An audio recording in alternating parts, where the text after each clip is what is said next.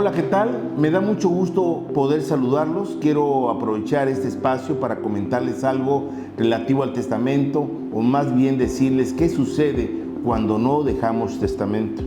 En estos casos procede lo que se llama la sucesión legítima, que también se le conoce como ab intestato o sin testamento, o bien sucesión intestamentaria. Esto se presenta en los siguientes supuestos: si no dejas testamento, si es nulo el testamento que dejaste, si no señalaste en tu testamento todos los bienes y derechos que pudiste heredar, si no se cumple la condición impuesta al heredero o es imposible de cumplirse, si el heredero muere antes que el testador o bien repudia la herencia, o es incapaz de heredar y no se nombró sustituto, o bien no hay quien tenga el derecho a crecer, que no es otra cosa más que el derecho que tienen los demás herederos a acrecentar su herencia, añadiendo parte de la de otro heredero que previamente renunció a tomar su parte. Dice el dicho: hombre prevenido vale por dos.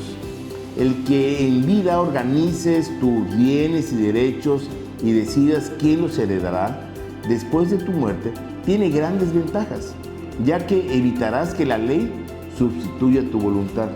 En nuestro país, las autoridades junto con los notarios se han encargado de promover la elaboración de testamentos, evitando con ello muchos conflictos familiares, gastos y sobre todo pérdida de tiempo. Una pregunta obligada que surge es: ¿quién tiene derecho a heredar cuando no hay testamento? Hay algunos principios que debemos tomar en consideración sobre quiénes tienen derecho o quiénes tienen preferencia para ser herederos.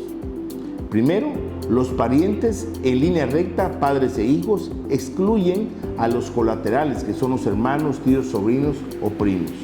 Los parientes más próximos excluyen a los más lejanos. Otro principio es: los parientes que se encuentren en el mismo grado heredarán por partes iguales.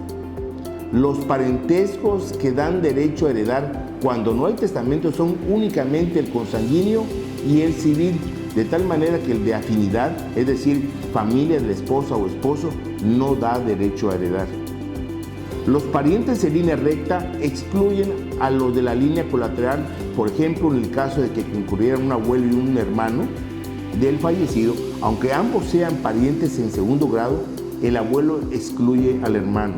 En la línea recta, los descendientes excluyen a los descendientes. Por ejemplo, si concurren los hijos con los padres del fallecido, los padres no tienen derecho a heredar. Podrán tener derecho a una pensión alimenticia, pero nunca a una parte de la masa hereditaria. El orden así sería: los descendientes, el cónyuge o concubina o sobreviviente, los ascendientes, los parientes colaterales, hermanos, tíos, sobrinos, quienes tengan el parentesco hasta el cuarto grado. Y finalmente, la beneficencia pública. En algunos casos, los códigos civiles indican que es el DIF, el Desarrollo Integral de la Familia, en el caso de Chiapas, para hacer referencia al fisco del Estado, es decir, la Secretaría de Hacienda o la Tesorería del Estado. Esos quienes podrían heredar en el caso de no tener herederos. Ahora vamos a ver cuáles son los pasos a seguir. 4 pasos a seguir si no hay testamento. La primera de ellas es la denominada de sucesión-radicación. Es decir, hacer saber al juez o en su caso al notario si tuvo esposa o esposo, hijos. Si no tuvo, se deberá indicar quiénes son los padres de la persona que falleció. Si ya fallecieron los padres, se deberá indicar quiénes son los hermanos. Si no tiene padres ni hermanos, se deberá indicar quién es la persona que se cree con derecho para heredar. El juez o el notario en su caso pedirá al archivo de notarías, al registro público de la propiedad y del comercio y al archivo del Tribunal Superior de Justicia que realicen una búsqueda para que verifiquen si existe o no testamento. Si hay herederos, se citarán a una junta para el que el juez o en su caso el notario verifique su existencia y su relación de parentesco. Se nombrará al albacea de la sucesión. En este caso, el albacea es la persona que representará para todo lo necesario a la sucesión, demandas, actos administrativos, etc. El heredero que dé a conocer al juez o al notario la existencia de una persona fallecida sin testamento, deberá mencionar pues los nombres completos y domicilios de los coherederos para que se les notifique. Se fija una convocatoria para los que se crean con derecho a la herencia para que se presenten y acrediten su derecho como heredero. Asimismo, se hace una junta para asignar al albacea.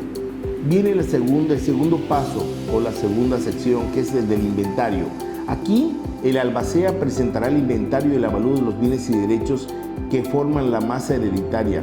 En este conjunto solo podrán determinarse lo que sea patrimonio del decuyus o el testador, es decir, que quede claro si por ejemplo estaba casado por el régimen de sociedad conyugal, únicamente en este caso podrá disponer del 50% que le corresponda, salvo lo que haya adquirido por sí mismo antes de la fecha del matrimonio o que se le haya estipulado de manera expresa de acuerdo con el cónyuge, o que haya recibido un bien por herencia o por algún sorteo o lotería.